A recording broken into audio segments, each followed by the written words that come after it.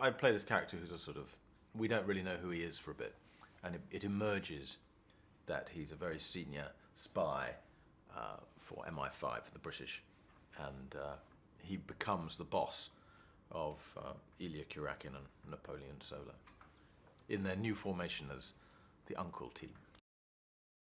I did watch the 60s series because I'm so old, and it's completely unlike that, apart from the central premise, which always was, a good one, which is that a Russian spy and an American spy have to team up to do work together. And they have a British spy boss. So that's the same.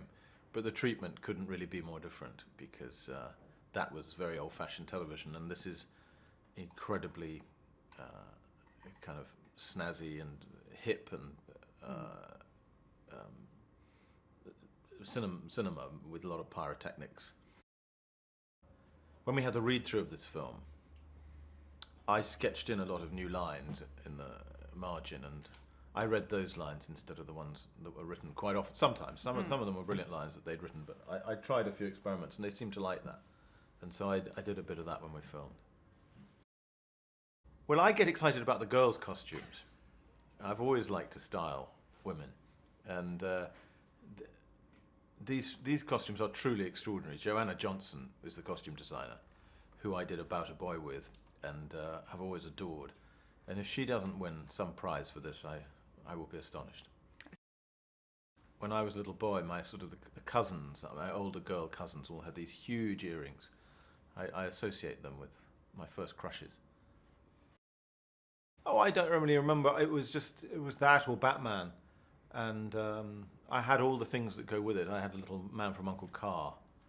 I still have it, actually. I found it the other day. My little boy, one of my little boys, was playing with it. And I should have sent a picture to Guy. It's delightful. You press the top, and the two spies come out of the side and fire their guns.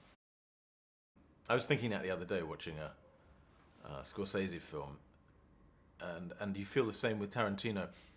The threat of some terrible piece of violence happening at any moment gives an incredible lift to any film and makes it, you just can't stop watching.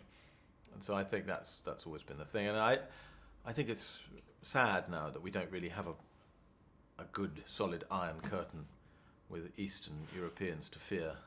But it's coming back a little. You could argue that the British tradition of filmmaking has always been a bit closer to theatre or to television, whereas the European one has always been on a bigger scale, is more visual.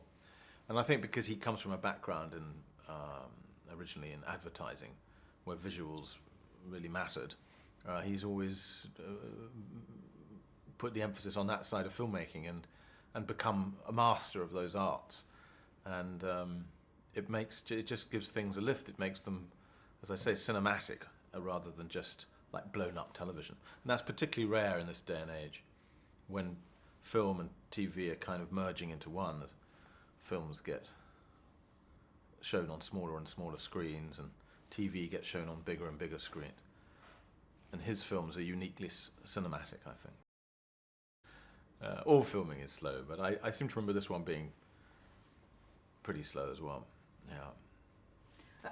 But for nowadays, technology is kind of leaving me behind because so much of films these days are made in post-production with computer effects, visual effects. A lot of this film we shot in front of green screens.